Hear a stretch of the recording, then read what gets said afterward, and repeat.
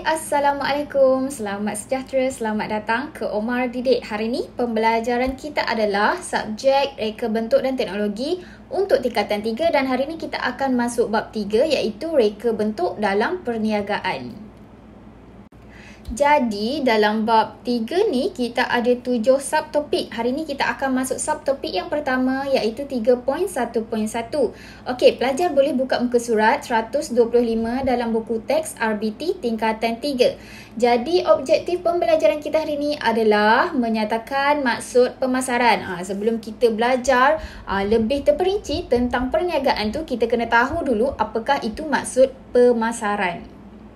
Okey, untuk pengenalan kita nak belajar apakah itu pemasaran. Pemasaran ni secara ringkasnya nak kata satu aktiviti perniagaan. Perniagaan antara pengeluar dan juga pengguna. Contohnya awak nak beli barang, nak beli baju dan sebagainya. Maknanya awak kena lalui proses jual beli kan. Itu adalah pemasaran. Okey, untuk Philip Kotler dia kata pemasaran adalah salah satu proses sosial dan pengurusan untuk memenuhi keperluan dan kehendak pengguna. Maknanya awak nak beli baju, nak beli kain, awak nak beli kasut dan sebagainya. Awak nak memenuhi keperluan dan juga kehendak awak. Jadi awak nak dapatkan barang tu macam mana? Awak kena lalui proses pertukaran produk dan nilai antara satu sama lain. Maknanya awak sediakan wang ringgit, awak sediakan mata wang dan sebagainya. Jadi pengeluar tu dia menyediakan produk. Jadi adalah pertukaran jual beli dekat situ kan. Awak sediakan duit, awak sediakan mata wang, pengeluar dia sediakan bahan atau produk yang kita nak. Okey, saya bagi contoh lain lah. Okey, saya ambil jenama proton. Proton ni pengeluar. Pengeluar apa proton ni? Dia mengeluarkan kereta. Pelbagai jenis kereta yang proton dah keluarkan. Okey, dia dah keluarkan kereta-kereta ni kan? Okey, siapa yang akan beli kereta-kereta ni? Tentulah pengguna. Jadi kalau kita nak keluarkan sesebuah produk tu, pengeluar tu kenalah menjadi kreatif untuk buat perancangan supaya reka bentuk produk tu dapat dipasarkan dan dipenuhi kehendak pengguna. Jadi contohnya pengguna kita ni ramai. Ada yang jenis suka kereta warna merah, ada yang suka kereta warna hitam, ada yang nak kereta tu ada 6 seat, ada yang nak kereta kecil je. Jadi pengeluar tu kena buat kaji, kena buat kerja jadi kreatif lah. Nak keluarkan produk tu kena ikutlah pengguna punya permintaan dan juga kehendak. Tak boleh buat syok sendirilah kan. Awak nak kereta macam ni awak buat je tapi awak tak ikut pengguna nak apa. Jadi mungkin kalau awak tak ikut apa yang kehendak dan pengguna nak, awak punya pemasaran tu akan menjadi rendah lah. Mungkin tak ramai yang nak beli. Okey, sebelum kita buat pemasaran dan sebagainya, kita kena ikut carta alir daripada mula sampai ke akhir. Kita kena tahu apakah langkah pertama, langkah kedua, langkah ketiga sampailah kita boleh pasarkan kita punya produk. Jadi yang pertama, langkahnya adalah kita kena kaji dulu keperluan dan juga kehendak pengguna. Macam mana tu? Kita kena tahulah kan apa yang pengguna nak. Pengguna nak kereta besar, pengguna nak ada 3 seat ke, pengguna tak nak ada pintu belakang dan sebagainya. Kita kena kaji pengguna nak apa, kehendak pengguna tu apa. Jadi lepas kita kaji tu, kita tengok permintaan ni. Banyak tak permintaan dalam apa yang pengguna nak? Contohnya pengguna nak kereta yang ada 6 seat, ada 6 tempat duduk. Jadi kita tengok permintaan, ramai permintaan yang nak kereta banyak macam ni.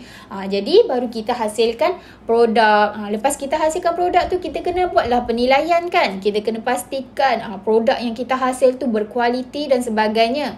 Barulah kita pergi kepada pertukaran iaitu urus niaga lah. Kita buat urusan jual beli. Kita tentukan berapa banyak kita nak keluarkan produk ni, berapa warna yang kita nak perlukan, apa lagi kita punya target pemasaran, kita nak target kepada pengguna yang macam mana. Barulah kita boleh pasarkan kita punya produk. Barulah kita punya kita punya proses dari A sampai Z itu berlaku secara baiklah, lancar. Okey, jadi saya nak ringkaskan apakah itu aliran pemasaran bagi sesebuah pengeluaran. Contohnya saya nak tunjukkan proton. Okey, jenama proton ni ialah adalah pengeluar. Dia mengeluarkan apa? Mengeluarkan produk kereta. Kalau dah ada pengeluar, maknanya dia mesti ada gudang. Pergudangan. Pergudangan ni untuk apa? Kat tempat ni lah untuk kegiatan menyimpan produk di dalam gudang. Maknanya kat sini lah kita nak buat aktiviti akhir seperti melabel, membungkus, membuat kajian, uji kaji kereta ni, tengok nak buat penilaian kereta ni boleh dijual ke ataupun kena buat penambahbaikan. Dekat pergudangan ni lah kita kena buat step tu. Okey, seterusnya ialah kita nak tengok pengguna kita apa. Pengguna organisasi ni adalah pengguna daripada perniagaan lain. Dia nak beli kereta tapi kereta tu daripada luaran pun kita nampak, oh rupanya ni teksi. Jadi organisasi teksi ni dia bayar pengeluar ni untuk mengeluarkan produk.